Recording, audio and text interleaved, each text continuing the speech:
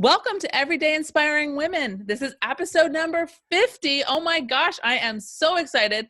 Number one, because I've recorded 50 episodes and I'm doing a little happy dance here. And I'm so excited because today's guest is my friend, Dr. Jennifer Rivlin. Good. Hello. Hey, Jennifer, how are you? I am so glad to be here with you, Jessica. Oh my God, I'm so excited. And Jennie is an executive leadership coach for women. And we're going to get into, hey, maybe what does that mean? And how does she help her clients? But really what I would love to start, Jennie, if you're open, is I'm going to pass the baton to you and you tell us a little bit about yourself and really jump into your story for us. How did you get here? And a lot of my guests, a lot of my guests are like, whoa, it was a cool. Okay, I'll tell the short version of that one. Exactly, right? Okay, so I am an executive leadership coach for women, specializing in helping women become more courageous, confident, and powerful leaders. Awesome. And the way I got here is many decades ago. I studied and got my doctorate in industrial and organizational psychology from Georgia Institute of Technology here in Atlanta, Georgia. Nice. And I used to be an industrial and organizational psychologist inside big organizations. So I worked for Home Depot corporate, I worked for Bell South corporate. So big companies hire industrial and organizational psychologists. And what is that role exactly? Yeah, well, that's what I was going to tell you. Okay. Yeah, I mean, it's actually pretty broad. It can, but the piece that is relevant to our conversation here is that I used to be part of the leadership development team inside an organization.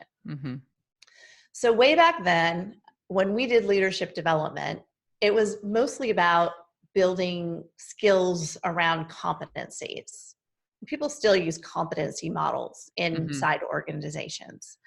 And so what we would do is we'd give an assessment, like a 360-degree assessment, and then we'd get the results back, we'd coach them, we'd create a development plan, we would help them find trainings or courses to help develop in competencies. And then nobody would make any changes. And it wasn't actually helping leaders grow. And so it was a very frustrating process. And so I left that corporate job when I had my child. And when I was ready to return to work, I actually created a totally unrelated different business. I was in consumer products and e-commerce and brick and mortar retail.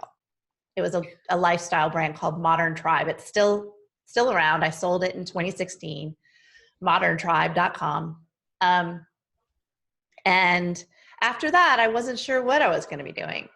So I was newly free and, feeling like on top of the world. I'd sold my business.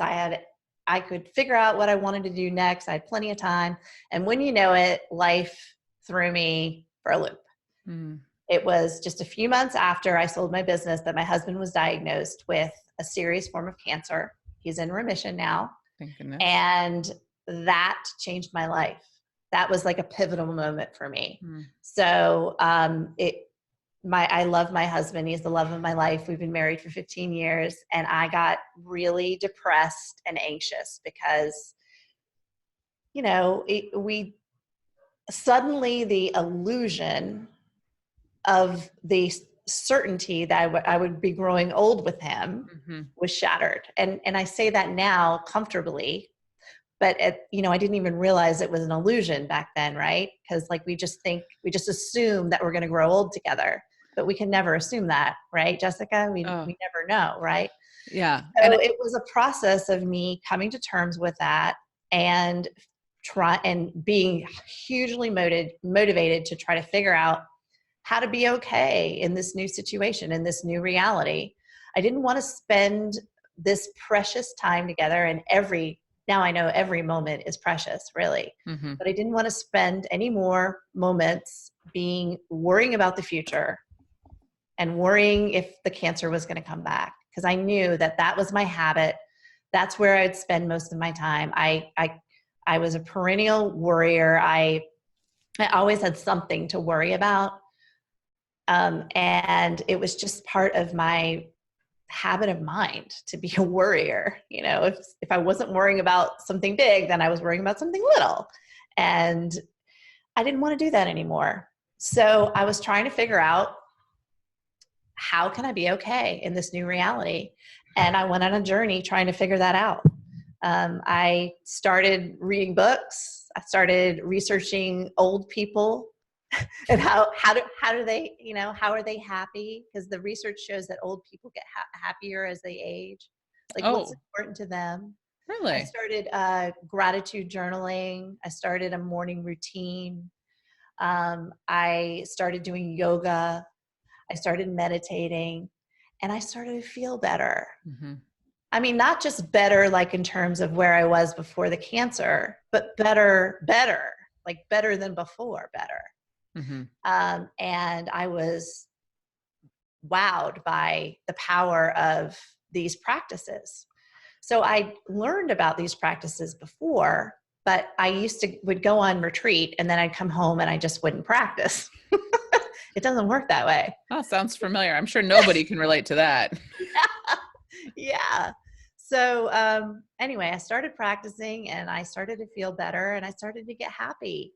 And then a year ago, last June, I went on retreat and I had a profound experience. I had been meditating for a while now, like over a year, and I got into a deep meditative state where my mind truly did settle down and get quiet. It does take a while to get there. Mm-hmm. But when it did, I was fully in my body. And then I experienced just kind of like a floating feeling, like I was out of my body. So I was both in my body and out of my body.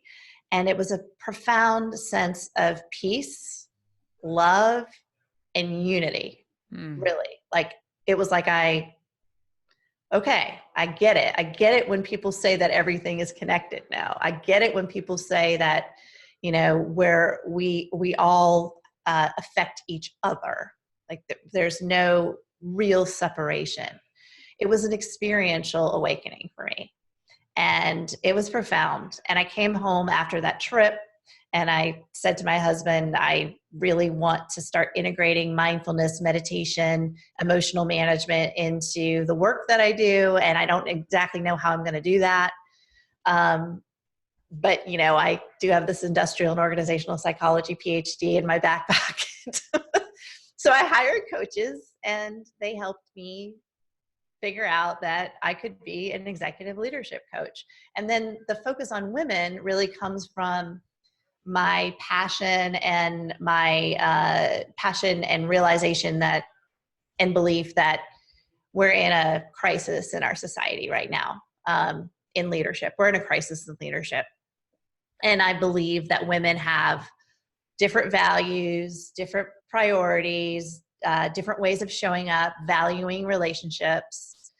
And we need more equality in the higher echelons of corporate leadership and government leadership.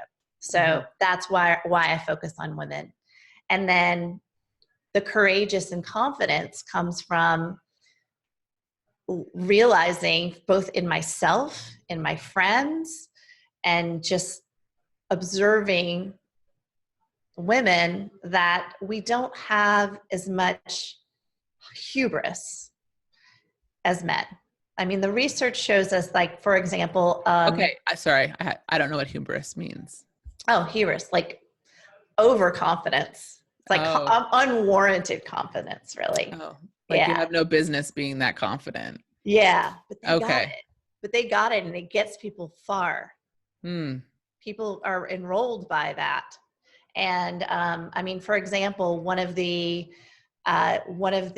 research findings is that if a man looks at a job posting and he's got 3 out of 6 qualifications, he's like, I'm qualified. And a woman who sees that she is 3 out of 6 won't apply.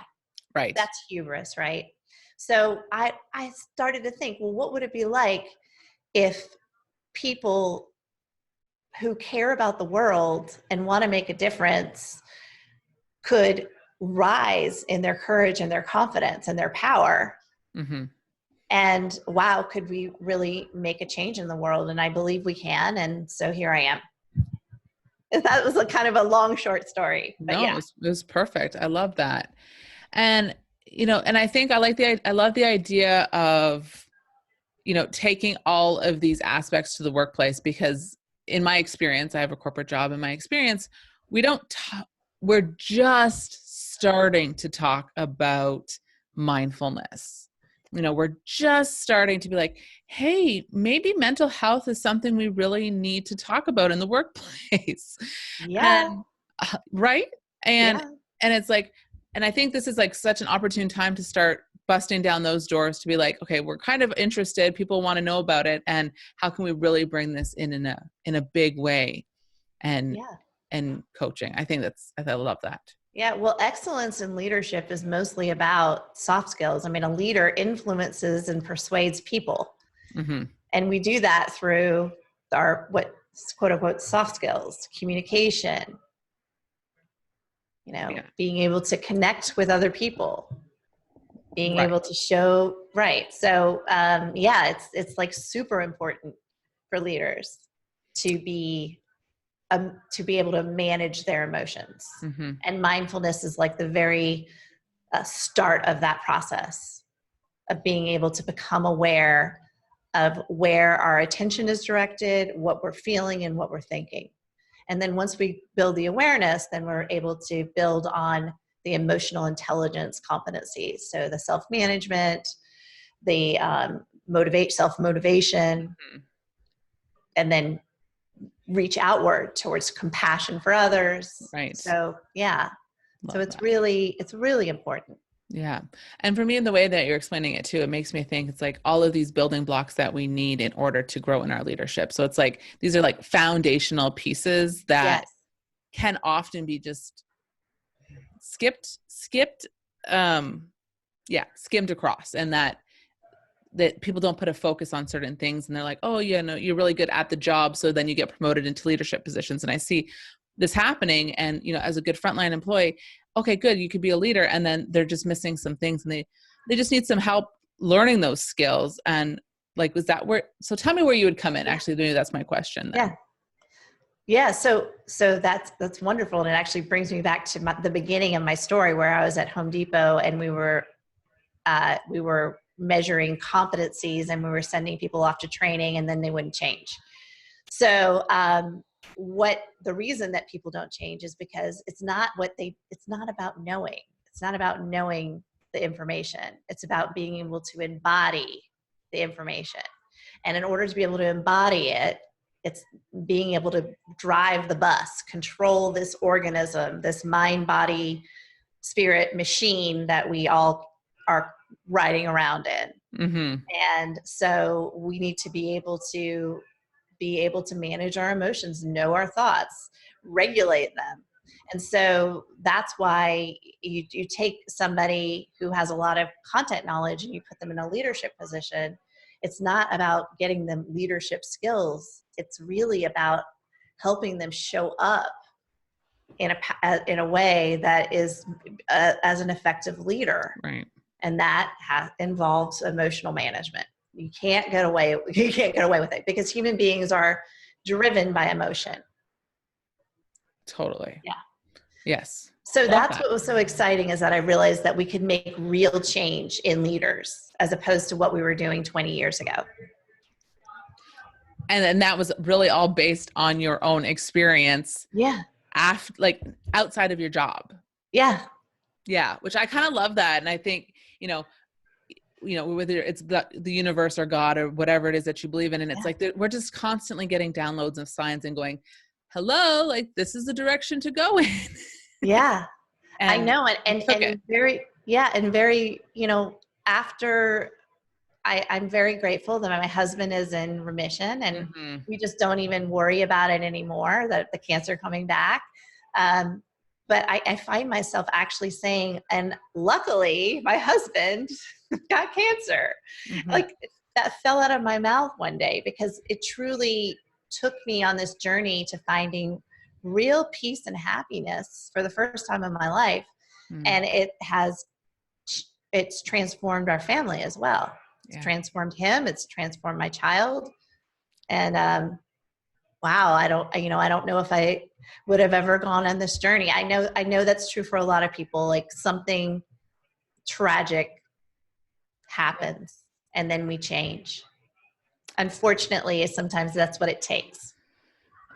I agree. And I think that is the case for so many people. And it's always these stories of tragedy and these seemingly insurmountable obstacles that we overcome in our lives. And that's what gets us to the saying, like, wow, I am resilient, or I was able to figure this out, and go inside of myself to say, how can I, and what I was hearing you say was like, how can I heal myself from this depression? How can I heal myself from this struggle? Yeah. And then you did it. So I did it.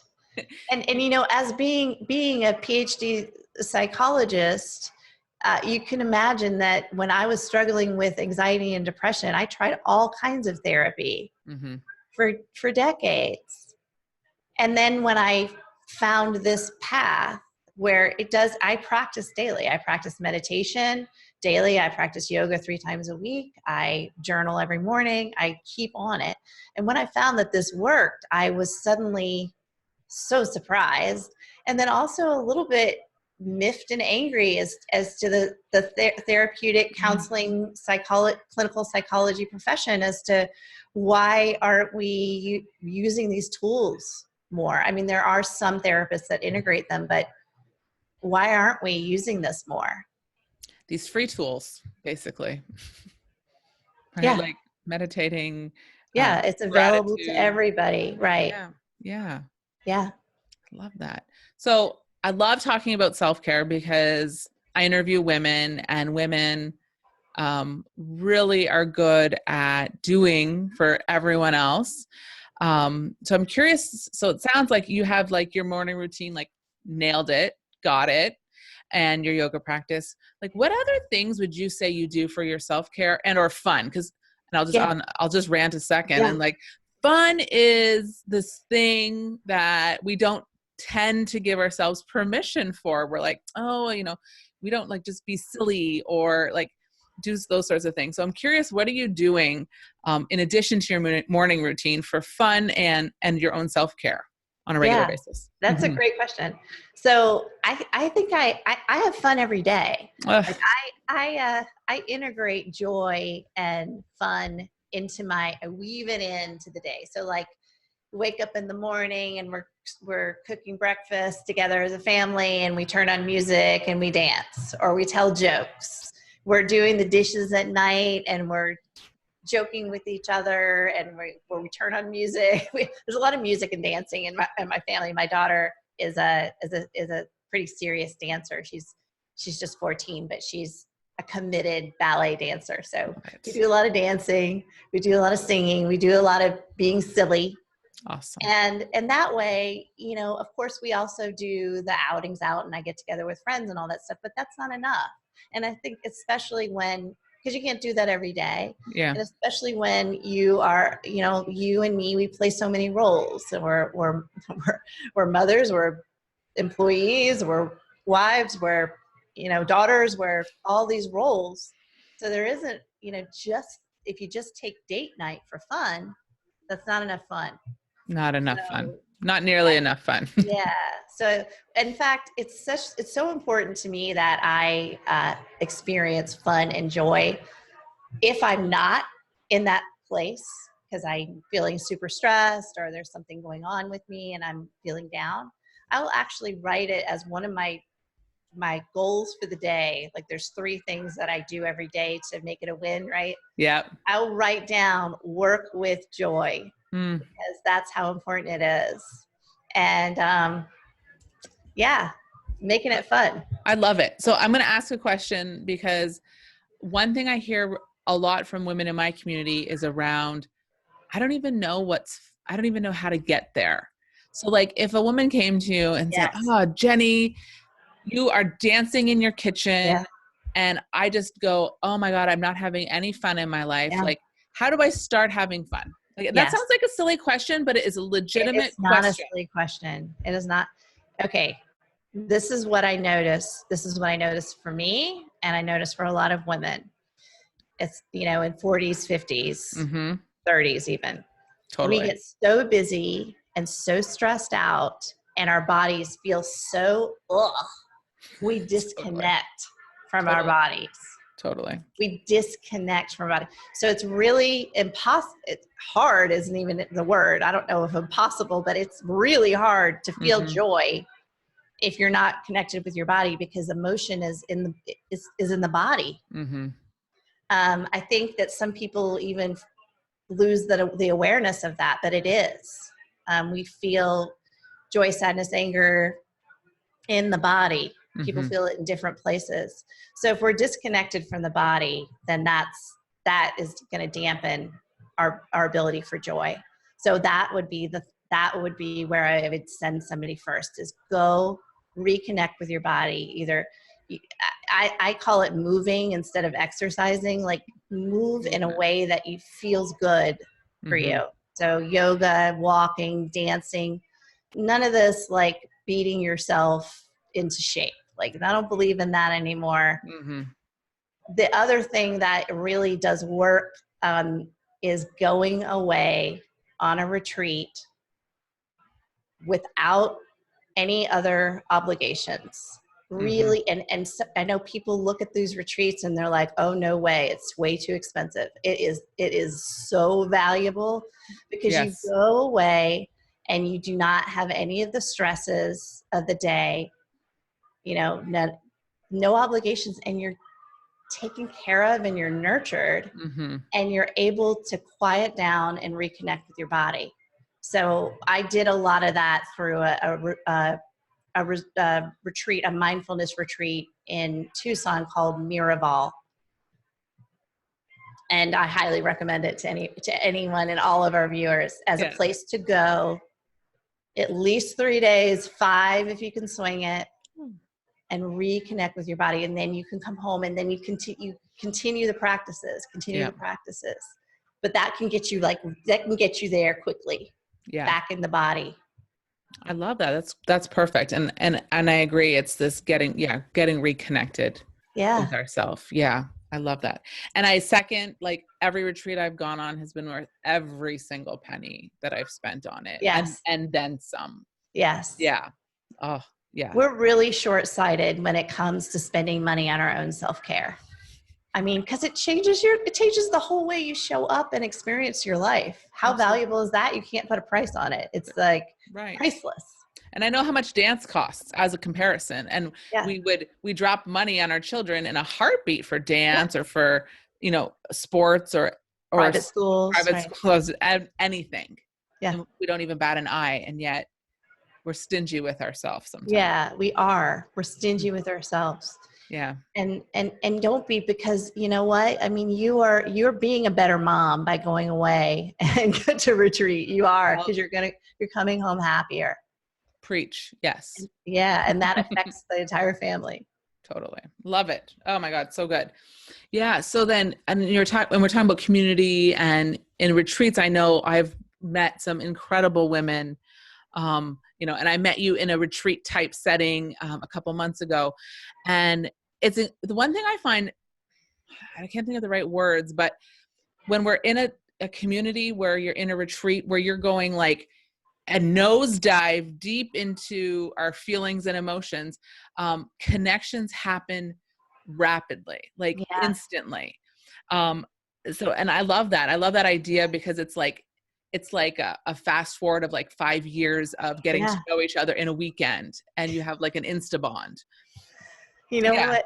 Yeah, that's, what that is, Jessica, is that it's so true. And I think it's also a statement of how disconnected we are with people in our lives, that we can go 5 years and never get to the place that you and I and that wonderful group of people got to in a few days. Because we are not authentic with each other. We're not connected with each other. We're scared. We're holding each other. We're holding ourselves back. We're scared of judgment.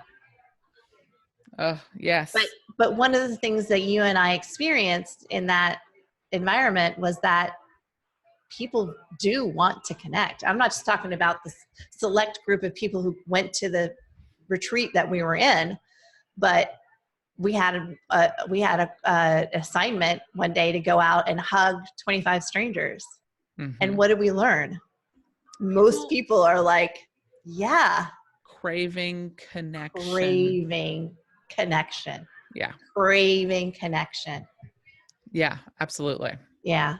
So, yeah, I think that was really eye-opening for me, because I of course, run into people all the time. I'm in a shared workspace with like hundreds of different businesses, and you can keep to yourself, Mm-hmm. or you can go out and make a connection, and people are open to it. They're so open to it. Mm-hmm. And then that expands your world, both in business and personal life. Yeah, absolutely. Oh, I love that too. Like, yeah, thank you for saying that, because that's such a great point, in that, you know, how can we be more connected with the people in our lives? And actually, I'll tell a really quick story too. Like, I had come back from I was gone from my house for 9 days, which I had never been away from my daughters that long before. Yeah. And we got home, and one of the first things I said to my family, my 3 girls and my partner, I'm like, we're going to start hugging more and staring into each other's eyes more. Cause I'm like, I just spent 7 days with people staring at them and I'm like, I don't stare at my children like I stared into these strangers' eyes and bawled, right? Like I staring into strangers' eyes, bawling. And it was a beautiful experience, because you just see that person's soul. And my kids were like, all right, Mom. Like every time I come back, they're like, you a little crazy, but we're going to go with it. So we start doing this. And my 12-year-old, she's my middle daughter, she's getting ready to go to school. And she says to me, okay, I'm ready. And I'm like, oh, okay, great. Have a nice day at school. She's like, no, I'm ready for the eye gazing. And I'm like, oh yeah, of course. I'm like, yes. Oh my gosh, let's do it. Cause we had been like practicing it, but it was just so fascinating, because I'm like, she was craving that. And I had no idea, because it's not something we had talked about. And I'm like, and I felt like I had been withholding showing her myself and seeing her in that experience. And it was just beautiful. Yeah. That is really beautiful and really special. And you've inspired me to breach that with my family, who probably will roll their eyes. Yes. But do it anyway. And that's my kids. Do it anyway. Yes. Yeah. Yeah. And it was beautiful. That's really wonderful, Jessica. Thank you. Yeah. But it's that experience. Have you felt more connected with your family since you've been home from their experience? That's awesome. It's been amazing. And like, I went to our leadership in my business and this and that. And I'm like, it has profoundly changed my family. Yeah.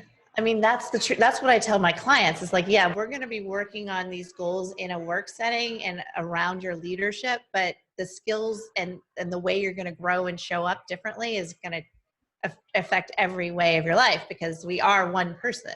Yeah. And ideally, we can be authentically us everywhere we show up. That's not always true. Like sometimes we put on a mask for work and a mask for social, whatever. But ideally, we can be so comfortable with ourselves that we can show up authentically everywhere.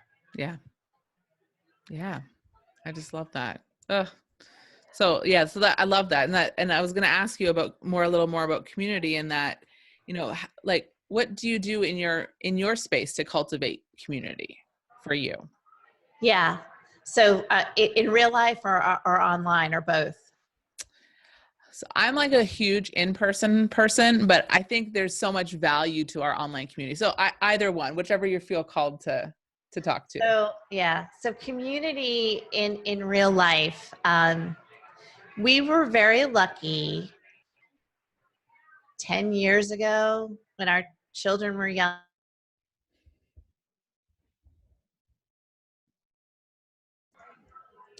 I had a dear friend who created what a Havara. So Havarim Oh, means friends in Hebrew. And a okay. Havara is a group of friends. Oh, I love that. So this friend who created this Havara, Naomi, love her. She passed away last year from breast cancer, Mm.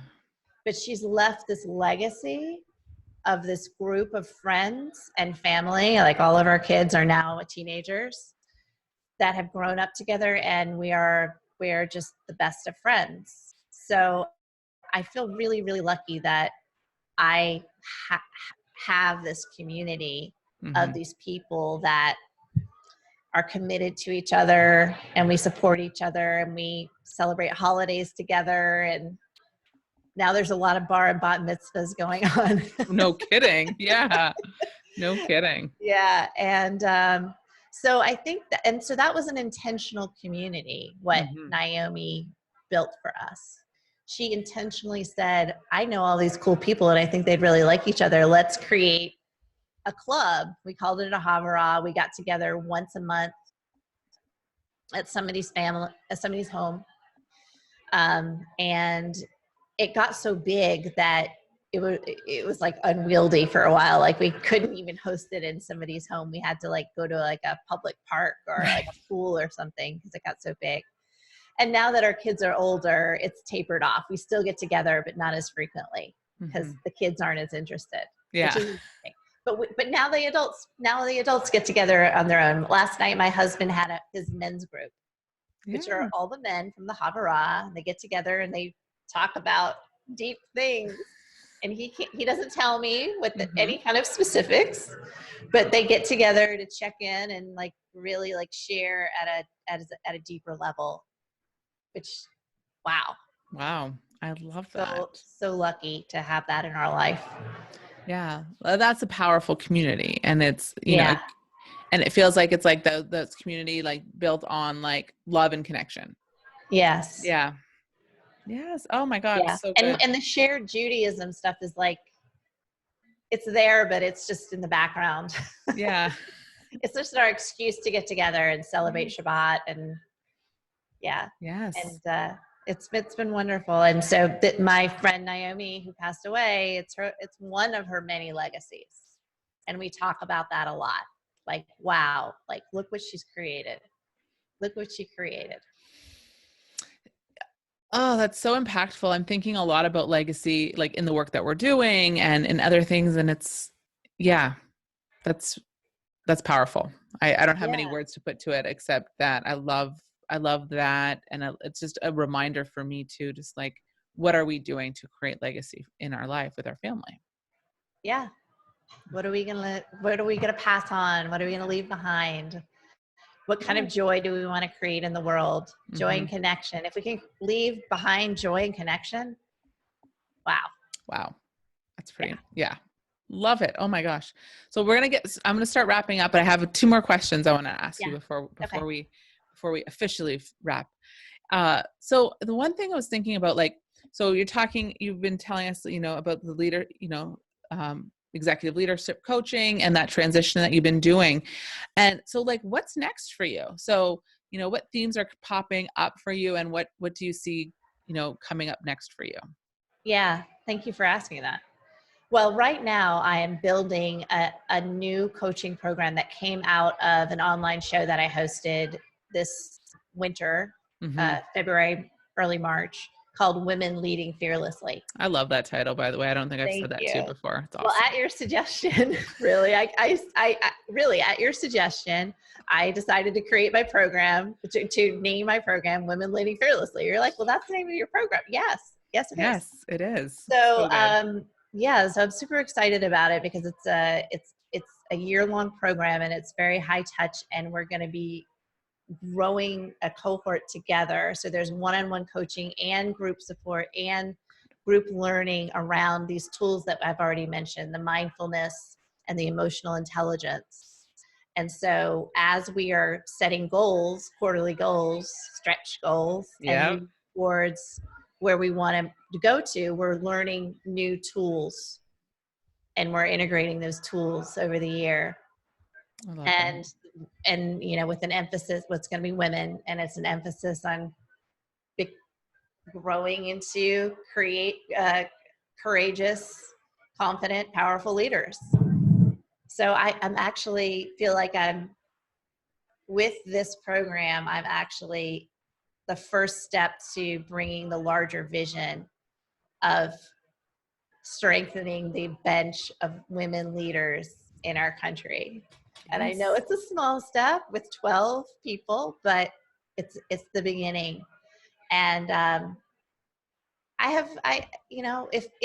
if I'm blessed to live a long life, then I figure 30 years at least to do this work in the world and help bring my vision to reality.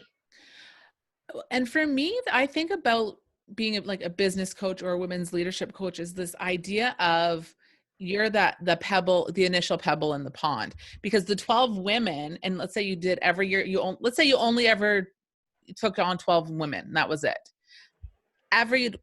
Each of those 12 women will be mentoring women, and they'll be mentoring other leaders. It's just going to be a ripple effect. So the impacts will be huge. Yes.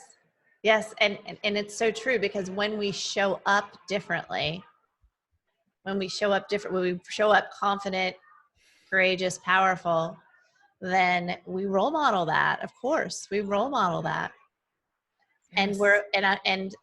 And we're equipping them with tools that they can then use with their teams to help them with emotional management, staying present, getting off of autopilot, getting less reactive to, emotional triggers, so that they can act in ways that serve them instead of reacting in a way that can be really detrimental, like firing off a fiery email or snapping at a coworker. I mean, right? That happens all the time. Yeah. And it can be relationship damaging. Completely. Yeah. I've been in corporate long enough to just firsthand seeing stuff like that happening.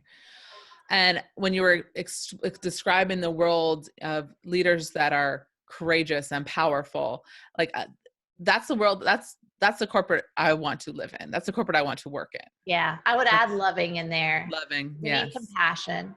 Yes. Compassion. I knew there was women are stronger in that area. So it's not, I would add loving as a goal for how my ideal leader would show up: compassionate, loving, caring, but women generally have that, and it's the courage and the confidence and the power that we want to add in. So we don't adopt the masculine model of leadership. Thank you. Yes, we do not adopt the masculine model of leadership. No. We are showing up as a powerful feminine version. Okay. So power in that we speak our truth. We stand for what we know is right. We are able to influence and persuade people enroll them in a vision, move them towards something positive, not instill them from fear. Yeah. So much of our leadership today is fear driven. Yeah, like, you better do this or you're going to lose your job, or I'm going to fire you, or, and that's first of all, the whole reason that an organization exists is to serve people, right? It's an organization, whether you're a business or a nonprofit or anything, is a group of people who are creating value for other people. And somehow we totally mistreat people in that process. That makes no sense. Yeah. I mean, what are we doing here? We're trying to create we want to create a society that's worth preserving, a culture that's worth preserving. And that for me includes happy individuals, happy people. Yes. Happy people who have their safety needs taken care of, who have their healthcare needs taken care of, who don't have to worry about the basics, and also can grow and thrive. I mean, the United States has like a low happiness ranking considering that we are the richest country in the world. Yeah. So what is that? How good is that if we have a lot of money and things, but we're suffering in disconnection and sorrow, and it's like not just unhappiness. A lot of people are just dead inside. Yeah. Yeah. And that is fascinating. And also, not, I don't know how this is coming across, but like, it's not so terribly surprising either, right? Like when we are doing the work, we realize it's not the money and it's not the things that make us happy anyway. But on the surface, we think that that's true. But when we start to dig deeper, we realize that is the furthest thing from the truth. And I think you said it, is that connection. And for me, a lot of the training, and that's probably why it's been so transformational for my family, is this reminder that at the end of the day, it's about connection for me. That's why I love this podcast. That's why I'll do meetups, or I do stuff online and connecting with my family. Cause like, that's where it's at. Like, yeah, it is. It's connection with yourself, yes, connection with others, and connection with the world. Exactly. That's like the model of wellness and joy. Those three things. Really. I love this. Yeah. I love this conversation. Jennie, I love this conversation. Thank you so much for having me. God. This has been such a pleasure. I've had a blast. It's so nice to be able to just go deep and like just really just spill out what's in my heart. So I really appreciate that opportunity to do that. Yeah. Well, thank you for doing that. Forum. Yes. That's what this is for. Let's go there. Let's do it. Yeah. So two things, what is your favorite book? Do you have one book that is your favorite? Yes. Okay. So if anybody, this isn't actually my favorite book. My favorite book is Unbearable, Lightness of Being by Milan Kunder. It's a novel. I don't know this one. Okay, cool. It's a classic, but my favorite self-help book, for those of you who are watching the show and maybe want to learn more about the mindfulness and the emotional intelligence work that I do with clients, and that is like on the cutting edge of what we're bringing into the business world. Yes. There's a book called Search Inside Yourself by Chade-Meng Tan. Awesome. CHADE-MENGTAN. Awesome. And Search Inside Yourself. It's actually, he was an engineer at Google who created the mindful leadership program in Google. And so he wrote this book on mindfulness in organizations, and it just kind of gives you the basics of all the different research and practices that are supported by the research, and helping us become happier and better leaders. Mm-hmm. Awesome. I have one credit on Audible. I hope it's on Audible because that's how I consume my book. It will be, yeah. Awesome. Sure. Yeah. I'll check that one out. And how can people connect with you? Where do you hang out the most, Jennie? Yeah. I think that I was thinking about that. I think maybe the easiest way to find me is just to go to DR. Oh, I'll type it up for the show notes. So just tell me. So what is it? On my website, drrivlins.com. drrivlins.com. Perfect. Or you can Google Jennifer Rivlin. Google my name and my website should pop up. Well, and I'll put a link in the show notes so that you don't have to Google it. Like click, instant. Excellent. Well, Jennie, it has been a pleasure. I get to see you in a week, less than a week, and I can't even wait. I know. I'm so excited. Oh, Jessica, I love you so much. I love you. Thank you so much for doing this show. Thank you for being you. You're such a shining light of a person. Thank you. So are you. And a powerhouse. And you're gonna be helping lots of women entrepreneurs. I want to end every show on this. I'm going to record you and just play it at the end of every show because it's so nice. All right, Jennie, thank you. Okay. Take care. Thank you, everybody. Bye.